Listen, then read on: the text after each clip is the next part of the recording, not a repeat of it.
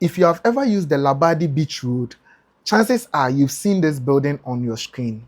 I want us to talk about the controversial 17-story building, that is the La Beach Towers. I did my research on it, and these are my findings.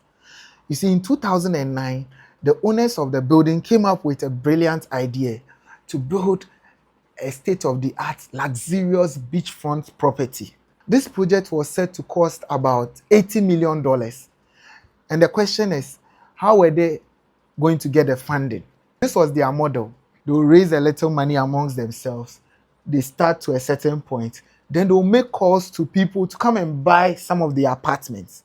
And with that money, they can use to complete the structure. That's in simple terms. And luckily for them too, Ghana Home Loans came on board and said they are going to provide a mortgage facility for anyone who was interested in buying some of the apartments. To explain in simple terms, let's assume an apartment is $500,000 and you are interested.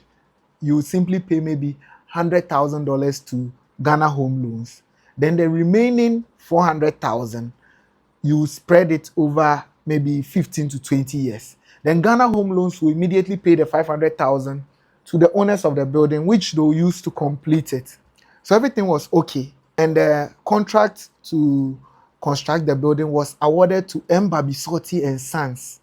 It's one of the top construction firms in Ghana. I went to check their portfolio and I was really impressed. One of even their current projects is the building around Sankara, the Standard Chartered building. That's one of their works. Construction of the building started in October 2011. And because the beach soil layer is weak, they had to use the piles foundation.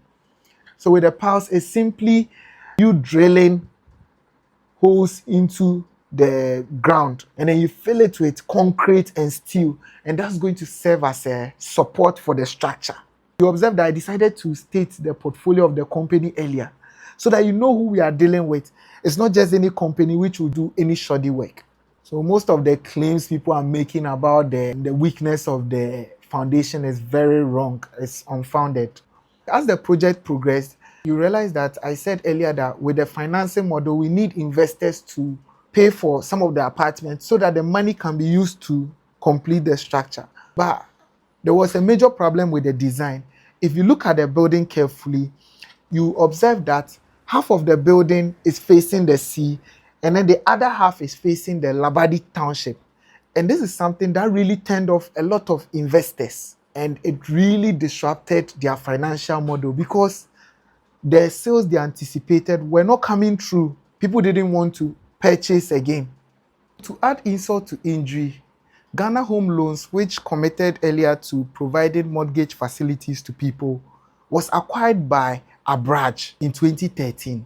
And sadly, Abruptly had different priorities. It was not in their priority to raise funds for the mortgage facility. So this was a big blow to the owners of the building.